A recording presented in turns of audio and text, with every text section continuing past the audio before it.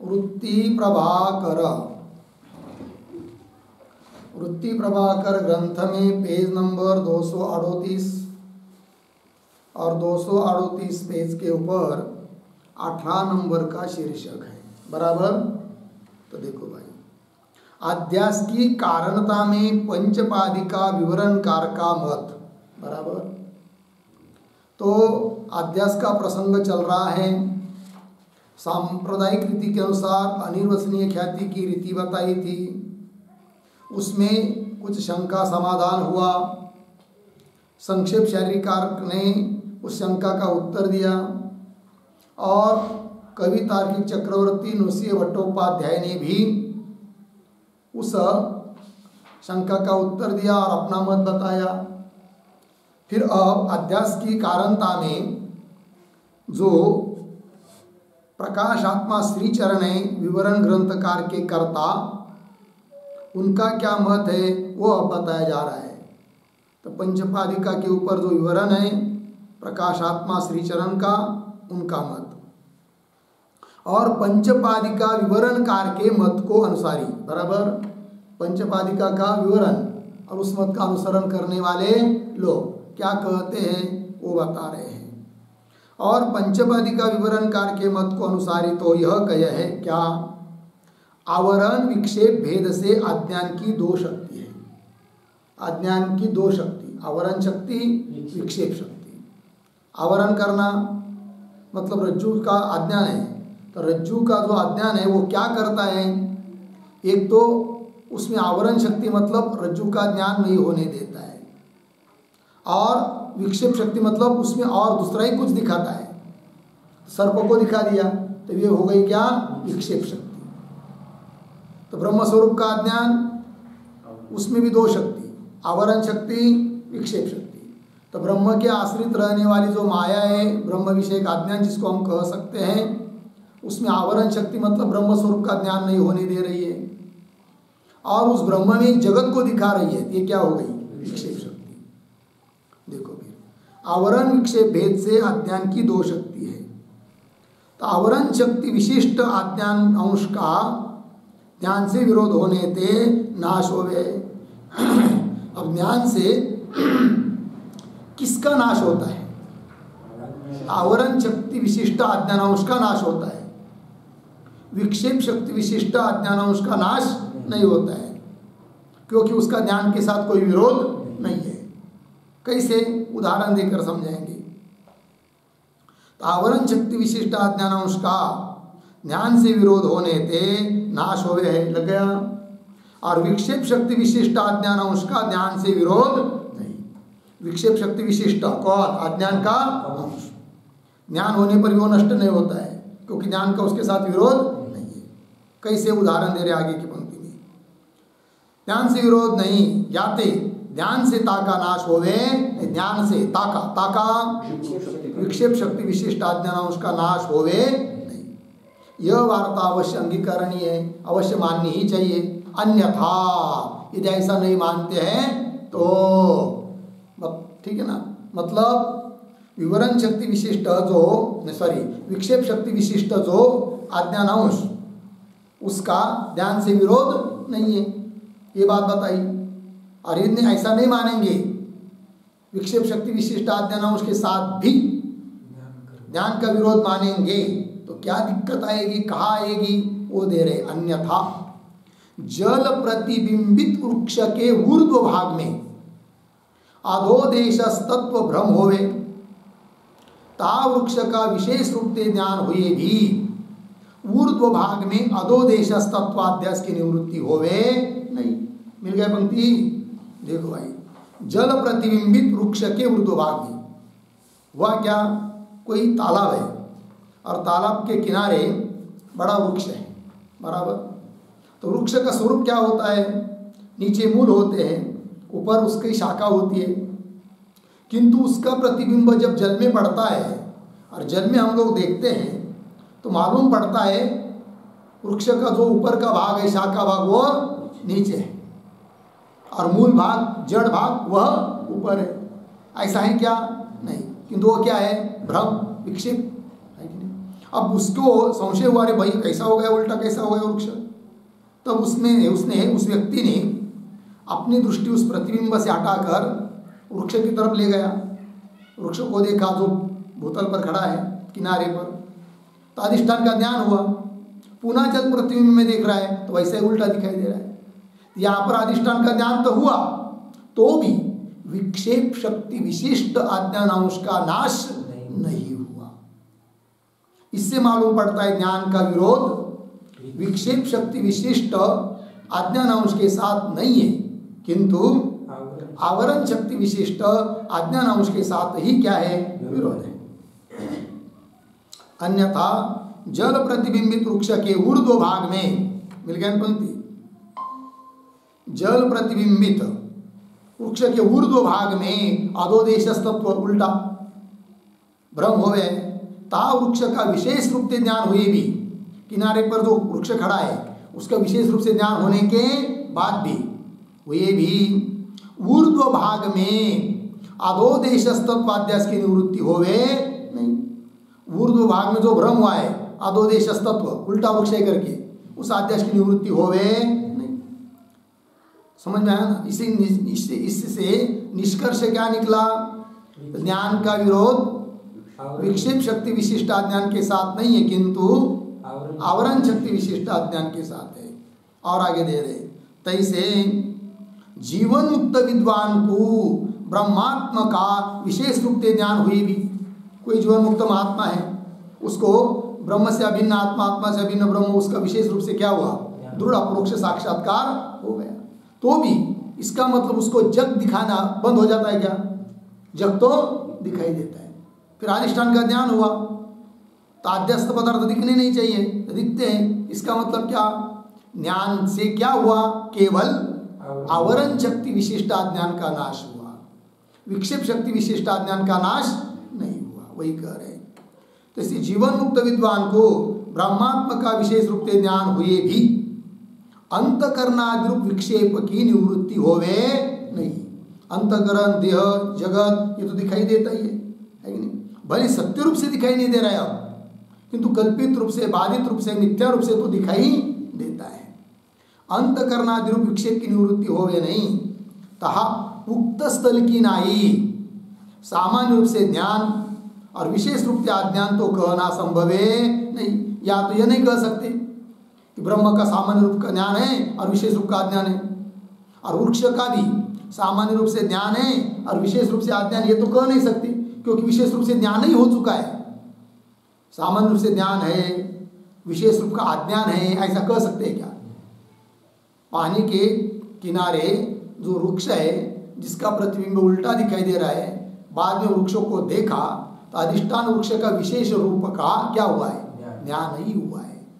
वह यह तो कहना हो नहीं सकता क्या कि अधिष्ठान का सामान्य रूप से ज्ञान है और विशेष स्वरूप का अज्ञान है क्या ऐसा।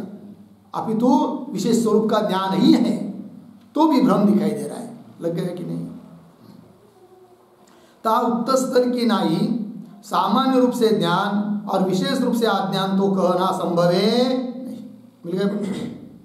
विक्षेप शक्ति विशिष्ट अज्ञान अंश की ज्ञान से निवृत्ति होवे नहीं, बराबर। विक्षेप शक्ति विशिष्ट जो अज्ञान अंश है उसकी निवृत्ति नहीं होती है, किससे, ज्ञान से। विक्षेप शक्ति विशिष्ट अज्ञान अंश की ज्ञान से निवृत्ति होवे नहीं। लग गया। आवरण शक्ति विशिष्ट अज्ञान अंश की ही ज्ञान से निवृत्ति होवे है, बराबर। यही समाधान है, ये उत्तर यहाँ पर। लग गया कि नहीं।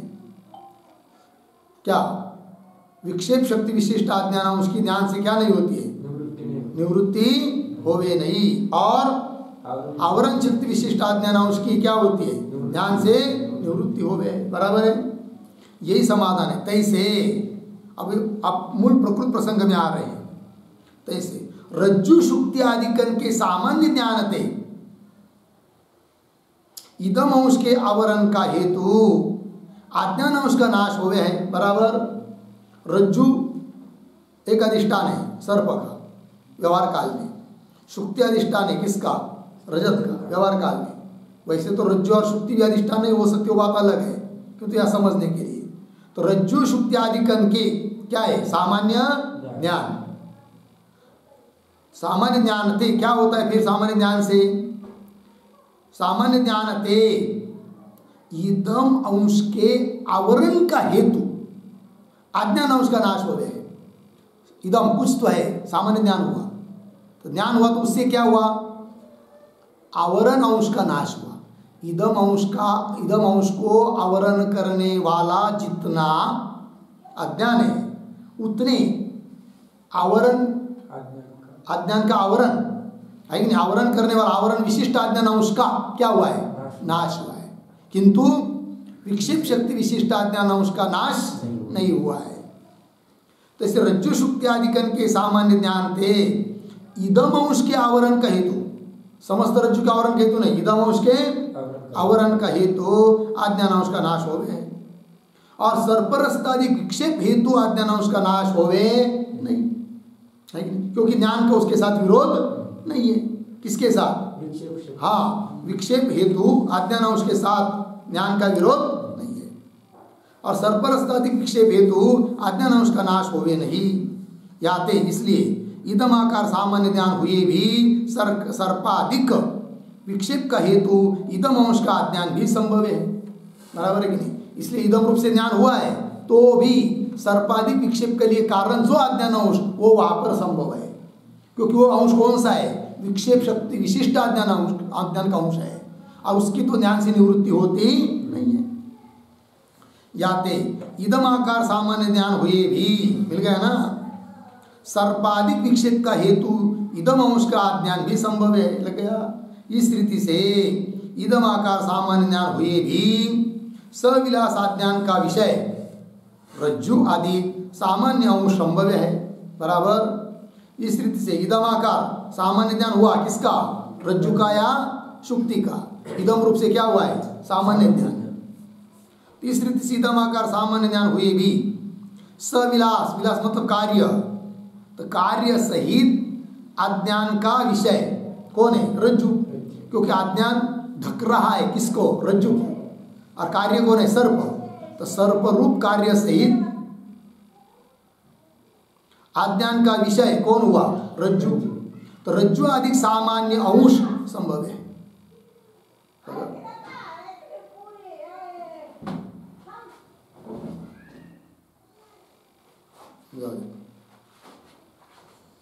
इस रीति से इदम आकार सामान्य ज्ञान हुए भी सविलास अज्ञान का विषय रज्जु आदि सामान्य अंश संभव है, लग गया। याते अधिष्ठानता का इदम अंश में संभव होने ते, अधिष्ठानता का इदम अंश, अधिष्ठानता का इदम अंश में संभव होने ते अधिष्ठान अध्यस्त को एक ज्ञान की विषयता संप्रदाय से प्राप्त है, ताका भी विरोध नहीं। संप्रदाय जो मत है, सिद्धांत, अधिष्ठान और अध्यस्त एक ज्ञान के विषय बनते हैं, यह कहने में भी कोई दिक्कत नहीं है, क्योंकि इदम अंश भी क्या है? अधिष्ठान। या अधिष्ठानता का इदम अंश में है कि नहीं, मतलब इदम अंश में भी है क्या? अधिष्ठानता। जबकि संक्षेप शारीरिक कार्य के अनुसार इदम अंश में क्या है? केवल आधारता, और विशेष अंश में अधिष्ठानता, है कि नहीं? इसलिए वहां पर इदम अंश का ज्ञान होने पर भी क्या हुआ? इदम अंश का ज्ञान हुआ मतलब आधार का ज्ञान हुआ है, अधिष्ठान का ज्ञान हुआ नहीं। इसलिए इदम अंश का ज्ञान होने पर भी अध्यास की निवृत्ति होती नहीं है, संक्षेप शारीरिक कार्य के यहाँ। किंतु यहाँ वैसा नहीं है, यहाँ इदम अंश भी क्या है? अधिष्ठान है। तो बोलेंगे अधिष्ठान का ज्ञान हुआ तो अध्यास की निवृत्ति होनी चाहिए, उत्तर दिया नहीं होगी। क्यों? तो अधिष्ठान का ज्ञान होने पर भी विक्षेप शक्ति विशिष्ट अज्ञान अंश रहता है ना, इसलिए अध्यास रहता है। क्योंकि ज्ञान का विरोध किसके साथ है? आवरण शक्ति विशिष्ट अज्ञान अंश के साथ है, न कि विक्षेप शक्ति विशिष्ट अज्ञान अंश के साथ। वही कहा याते अधिष्ठानता का इदम अंश है ना, याते इदम अंश में अधिष्ठानता का संभव होने थे, अधिष्ठानता इदम अंश में भी होने थे, संभव होने थे। अधिष्ठान और अध्यस्त को एक ज्ञान की विषयता। इदम अयम सर्प, अयम मतलब कौन? रज्जु, और सर्प तो सर अयम कौन हुआ?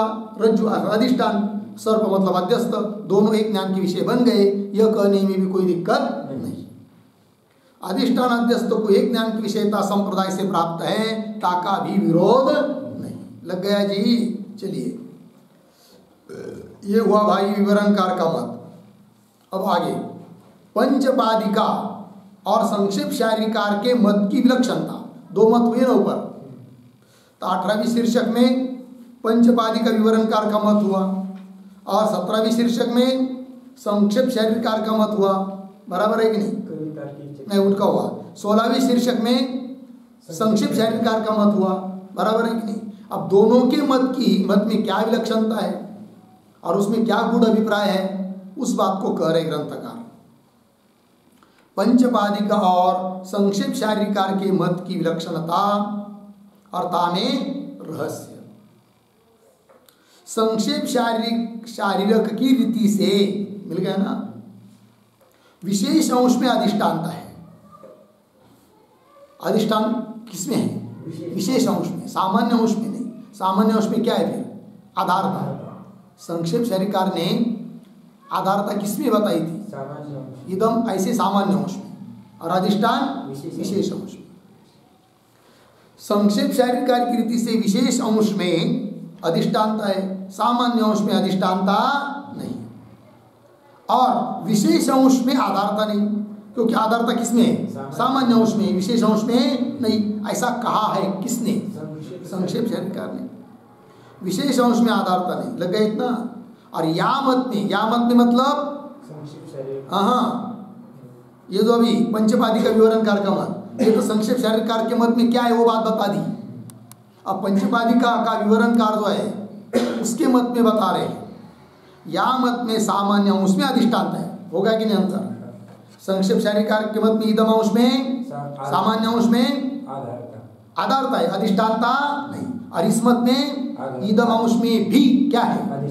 मत इदम अंश मतलब सामान्य अंश, सामान्य अंश में भी क्या है? अधिष्ठानता।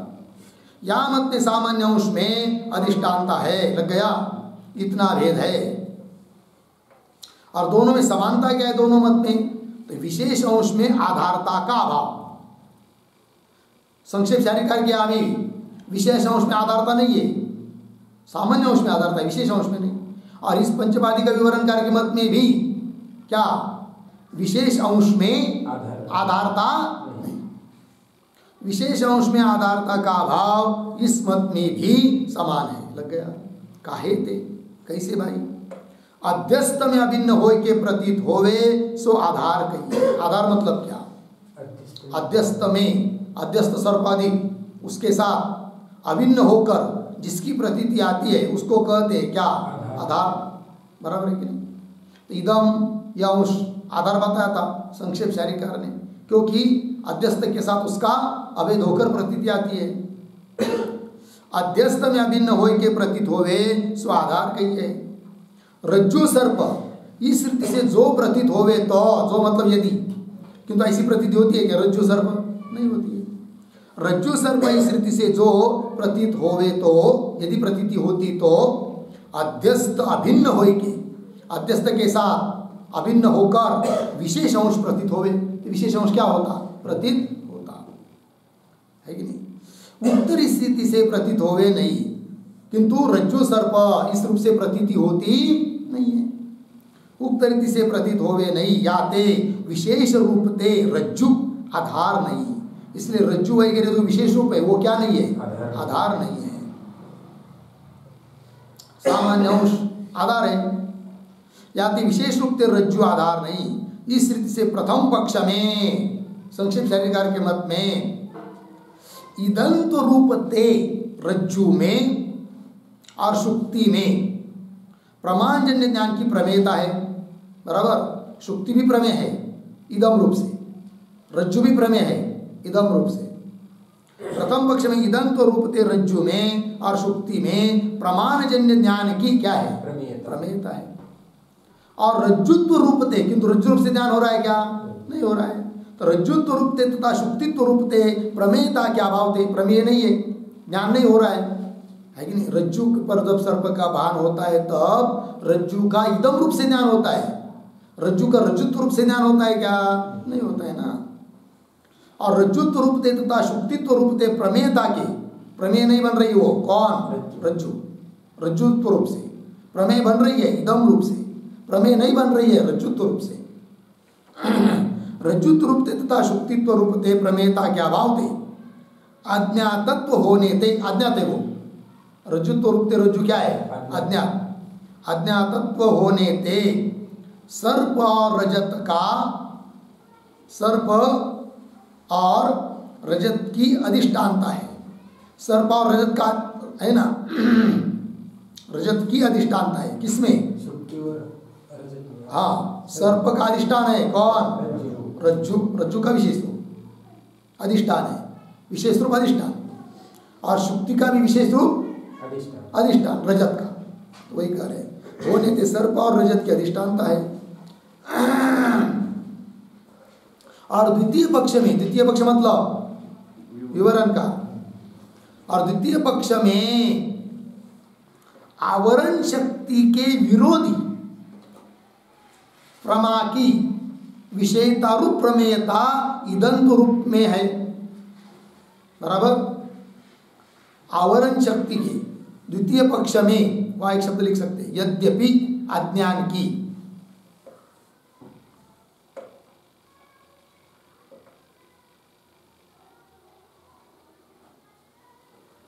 ठीक देखो, और द्वितीय पक्ष में यद्यपि अज्ञान की आवरण शक्ति, उस आवरण शक्ति के विरोधी कौन, प्रमा की विषय रूप, विषयता रूप प्रमेयता इदंत रूप में है, इदम रूप में भी है क्या, आवरण शक्ति की विरोधी कौन, प्रमा की विषय रूपता, विषय रूपता, विषयता रूप प्रमेयता, प्रमा ज्ञान का जो विषय है कि नहीं, उस विषय रूप प्रमेयता इदम अंश में भी है, अर्थ इदम अंश का ज्ञान हो रहा है वो प्रमा ज्ञान है, बराबर है कि नहीं, और है। फिर बोलेंगे भाई सर्प क्यों दिखाई दे रहा है, तो सर्प ऐसे ही इसलिए दिखाई दे रहा है क्या, कि उस ज्ञान ने क्या किया, आवरण शक्ति विशिष्ट अज्ञान का नाश किया, क्योंकि उसका वो विरोधी है, तो भी विक्षेप शक्ति विशिष्ट अज्ञान अंश का बैठा हुआ है, ठीक है ना। इसलिए इदम अंश भी क्या बन जाता है, अधिष्ठान, किसके मत में, विवरणकार के मत में। द्वितीय पक्ष में यद्यपि अज्ञान की जो आवरण शक्ति, उस आवरण शक्ति की विरोधी कौन, प्रमाज्ञान, इदम कुछ तो है ऐसा, तो प्रमा की, और उस प्रमा की विषयता रूप प्रमेयता है किसमें, इदम रूप में है। तथापि विक्षेप शक्ति वाले अज्ञान की विषयता ज्ञात में भी संभव है, ज्ञात हो गया इदम रूप अधिष्ठान, तो भी विक्षेप शक्ति वाला जो अज्ञान, उस अज्ञान का विषय तो भी वो है अधिष्ठान, क्योंकि अधिष्ठान का ज्ञान होने पर भी विक्षेप शक्ति विशिष्ट अज्ञान अंश रहता है, उसका विषय वो बना रहता है अधिष्ठान, बराबर। तथापि विक्षेप शक्ति वाले अज्ञान की विषयता ज्ञात में भी, मतलब ज्ञात पदार्थ में भी संभव है, या ते इदंत रूप में ही रजताधिकन की अधिष्ठानता है। विवरणकार के मत के अनुसार इदम रूप में ही क्या है, रजताधिक का अधिष्ठान है, इदम रूप सामान्य रूप अधिष्ठान है, और संक्षेप झारीकार के मत में इदम रूप अधिष्ठान नहीं है, वो क्या है, आधार, बराबर है कि नहीं। और इनके मत में इदम रूप भी क्या है, अधिष्ठान है, लग गया कि नहीं। हाँ। फिर अधिष्ठान है तो अधिष्ठान का ध्यान होने पर आदेश की निवृत्ति क्यों नहीं हुई, हाँ, उस ज्ञान का विरोध आवरण शक्ति विशिष्ट अज्ञान के साथ है, न कि विक्षेप शक्ति विशिष्ट अज्ञान के साथ है। इसलिए अधिष्ठान का ज्ञान होने पर भी भ्रम रहता है, ये बात कह दी, ठीक है। या स्थान में यह रहस्य है, तो जो दोनों बातों, दोनों का मत का विघटन कर दिया, अलग अलग बता दिया, अब रहस्य गुण अभिप्राय बता रहे हैं। या स्थान में यह रहस्य है, अज्ञानकृत आवरण चेतन में होवे है। वस्तुतः देखा जाए तो आवरण किस में होता है, चेतन में होता है, जड़ पदार्थ में नहीं, क्योंकि स्वयं ही क्या है, जड़ है। अज्ञानकृत आवरण चेतन में हो गया है और स्वभाव से आवृत्त रूप ढके हुए जन्मांध की तरह, जैसे कोई व्यक्ति जन्मांध होता है उसके आँख बांधने की जरूरत नहीं है कि नहीं, वैसे घट पट मठ रज्जु शुक्ति वगैरह क्या है, स्वतः सिद्ध जड़ है, वो किसी का अधिष्ठान आदि बन नहीं सकते। ठीक, और स्वभाव से आवृत्त रूप जन्मांध के समान, मिल गया ना। जड़ पदार्थ में अज्ञानकृत आवरण का अंगीकार नहीं। अज्ञानकृत आवरण किसमें रहता है? चेतन में। तैसे प्रमाणजन्य ज्ञान की विषयता और प्रमेयता भी चेतन में है। प्रमाणजन्य ज्ञान का विषय जो बनता है वो प्रमेय, तो प्रमेय भी वस्तुता कौन है? जड़ पदार्थ नहीं, कौन? चेतन। प्रमाणजन्य ज्ञान की विषयता और प्रमेयता भी चेतन में है। घटाधिक जड़ पदार्थ में आवरण होवे तो ताकी निवृत्ति के अर्थ प्रमेयता का अंगीकार होवे, किंतु घटाधिक जड़ पदार्थ में क्या नहीं है? आवरण ही नहीं है। लग गया? घटाधिक जड़ पदार्थ में आवरण होवे तो ताकी निवृत्ति के अर्थ प्रमेयता का क्या होवे? अंगीकार होवे। चेतन में अज्ञान की विषयता रूप अज्ञातता होने थे। अज्ञान का विषय कौन बनता है? चेतन। तो अज्ञान का आवरण किसमें है? चेतन में। चेतन में अज्ञान की विषयता रूप अज्ञातता होने थे। चेतन में ही ज्ञातता और प्रमेयता है। इसलिए जैसे अज्ञातता चेतन में वैसी ही ज्ञातता और प्रमेयता भी किसमें है? चेतन में। तैसे सकल अध्यास का अधिष्ठान भी चेतन है। समस्त अध्यासों का अधिष्ठान भी कौन है? चेतन। बराबर है कि नहीं? ये यावत दुनिया अध्यस्त है, उस सबका अधिष्ठान कौन है? चेतन। तैसे सकल अध्यास का अधिष्ठान भी चेतन है। जड़ पदार्थ आप अध्यस्त है। जड़ पदार्थ घटादि स्वयं क्या है? अध्यस्त है। वो किसी का अधिष्ठान बन नहीं सकते। एक अध्यस्त पदार्थ है कि नहीं, दूसरे किसी पदार्थ के लिए अधिष्ठान नहीं बनता है। जड़ पदार्थ आप मतलब स्वतः स्वयं अध्यस्त है। अन्य के अधिष्ठान संभव है नहीं। लग गया? अन्य के अधिष्ठान संभव है नहीं। लग गया? याते रज्जु शुक्ति आदि कन में अज्ञातता तथा ज्ञातता और अधिष्ठानता किसी प्रकार से संभव है नहीं। इसलिए रज्जु में या शुक्ति में अज्ञातता है या ज्ञातता है या अधिष्ठानता है, यह कहना बन नहीं सकता, क्योंकि स्वयं ही क्या है? जड़ है, अध्यस्त है। अधिष्ठानता किसी प्रकार से संभव है नहीं। लग गया इतना? तथापि मूल अज्ञान की विषयता रूप अज्ञातता तो बराबर। मूल अज्ञान का विषय कौन है? ब्रह्म चेतन है। अधिष्ठान भी वही है। तथापि मूल अज्ञान की विषयता रूप अज्ञातता तो क्या है? आगे निरवच्छिन्न विभू चैतन्य है। ऐसा चाहिए, वह या वह काट देना। निरवच्छिन्न विभू चैतन्य है।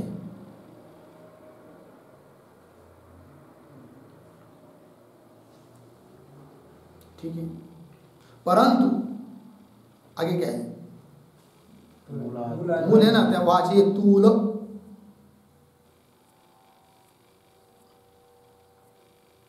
परंतु तूल अज्ञान की विषयता रूप अज्ञातता बराबर। एक मूल अज्ञान होता है, एक तूल अज्ञान होता है। ब्रह्म ज्ञान से जिसकी निवृत्ति होती है वो मूल अज्ञान, कि वह ब्रह्म चैतन्य के आश्रित रहने वाला अज्ञान मूल अज्ञान, और पदार्थोपय चेतन के आश्रित रहने वाला अज्ञान तूल अज्ञान, जिसकी निवृत्ति ब्रह्म ज्ञान के बिना भी होती है। परंतु तूल अज्ञान की विषयता रूप अज्ञातता 30 विषयावच्छिन्न चैतन्य है। लग गया? यह अर्थ अष्टम प्रकाश में कहेंगे। तैसे ब्रह्म ज्ञान की विषयता रूप ज्ञातता तो निरवच्छिन्न चैतन्य है। ब्रह्म ज्ञान का विषय कौन बन रहा है? निरवच्छिन्न, निरअवयवच्छिन्न चेतन, अवयव रहित शुद्ध चेतन, वही ब्रह्म ज्ञान का विषय है। ठीक है? ब्रह्म ज्ञान की विषयता रूप ज्ञातता तो निरवच्छिन्न चैतन्य है। और घटादि ज्ञान की विषयता रूप ज्ञातता, घट ज्ञान वायम घट, बराबर है कि नहीं? तयम घट, इस ज्ञान का विषय कौन है? घट है कि नहीं? वस्तुता घट नहीं, घटोपहित चेतन। और घटादि ज्ञान की विषयता रूप ज्ञातता घटादि अवच्छिन्न चैतन्य है। लग गया? तैसे अविद्या की अधिष्ठानता, अविद्या मतलब मूल अज्ञान, उसका अधिष्ठान कौन है? ब्रह्म चैतन्य। तो इस अविद्या की अधिष्ठानता निरवच्छिन्न चैतन्य है, और भूत भौतिक प्रपंच की अधिष्ठानता अज्ञान अवच्छिन्न में है। भूत भौतिक प्रपंच है, उसका अधिष्ठान कौन? अज्ञान अवच्छिन्न चेतन। और अज्ञान का अधिष्ठान कौन? चेतन। ऐसा भूत भौतिक प्रपंच की अधिष्ठानता अज्ञान अवच्छिन्न में है, और प्रातिभाषिक सर्परस्ताधिकरण की अधिष्ठानता, सर्प रजत स्वप्न पदार्थ ये सब कैसे है? प्रातिभाषिक पदार्थ है। उनका अधिष्ठान कौन? फिर रज्जुपहित चेतन। प्रातिभाषिक सर्परस्ताधिकरण की अधिष्ठानता रज्जु अवच्छिन्न शुक्ति अवच्छिन्न अधिक चैतन्य है। लग गया? इस रीति से चेतन में अज्ञातता ज्ञातता अधिष्ठानता अधिक है। अधिष्ठान ज्ञात अधिष्ठानता किसमें? चेतन में। अज्ञातता किसमें? चेतन में। ज्ञातता भी किसमें? चेतन में। इस रीति से चेतन में अज्ञातता ज्ञातता अधिष्ठानता अधिक है। ऐसा करना।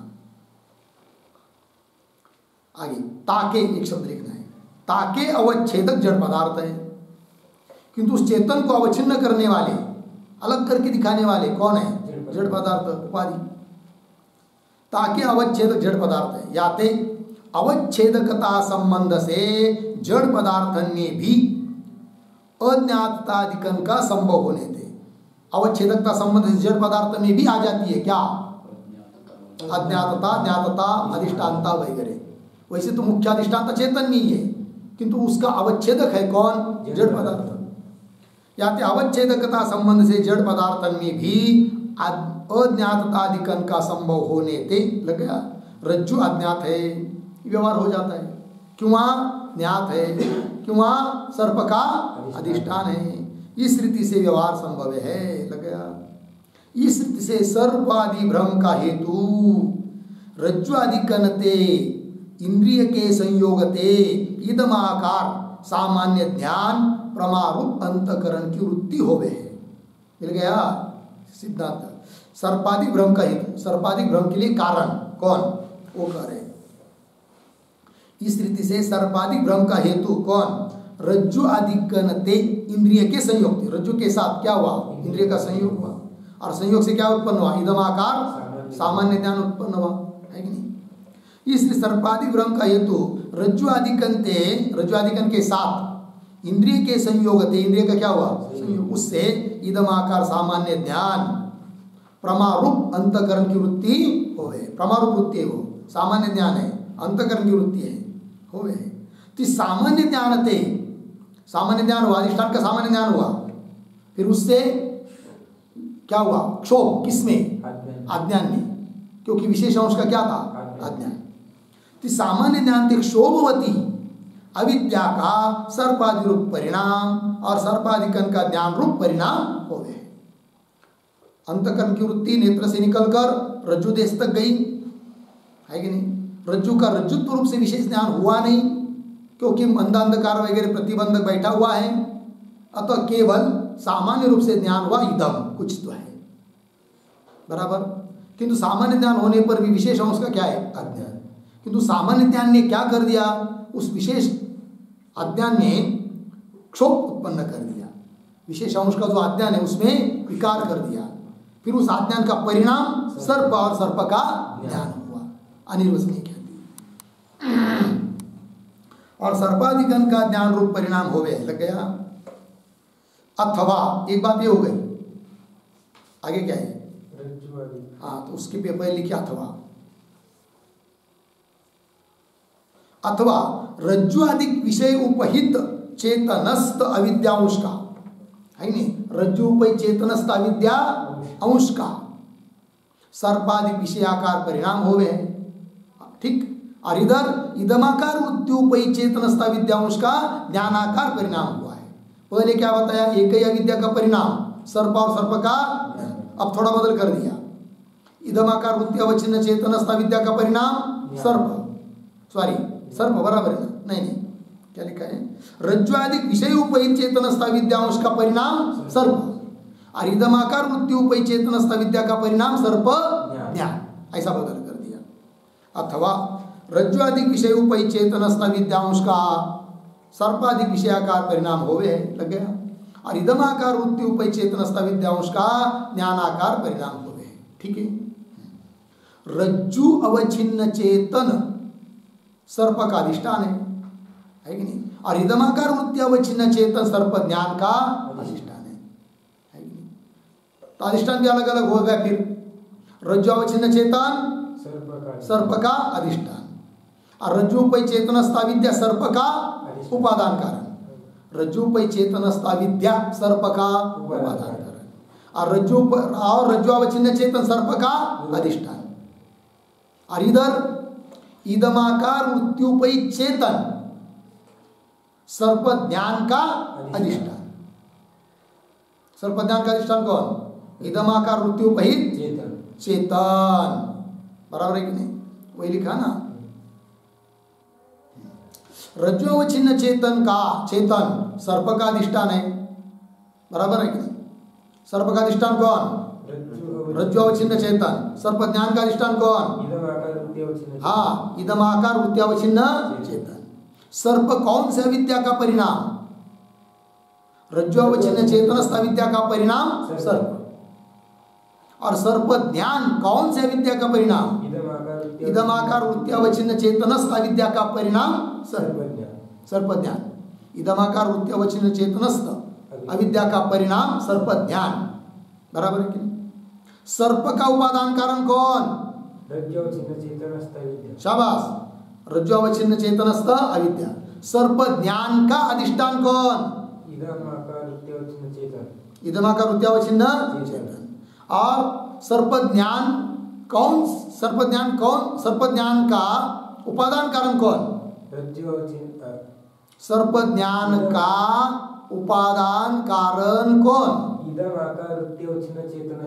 हाँ, इदमाकार वृत्ति अवच्छिन्न चेतनस्थ अविद्या, लग गया कि नहीं?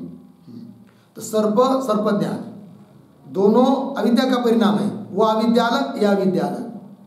फिर अधिष्ठान भी सर्प का अलग और सर्प के ज्ञान का अलग, इतना भेद हो गया इस मत में। और इदमाकार वृत्ति अवच्छिन्न चेतन सर्प ज्ञान का अधिष्ठान है, लग गया जी।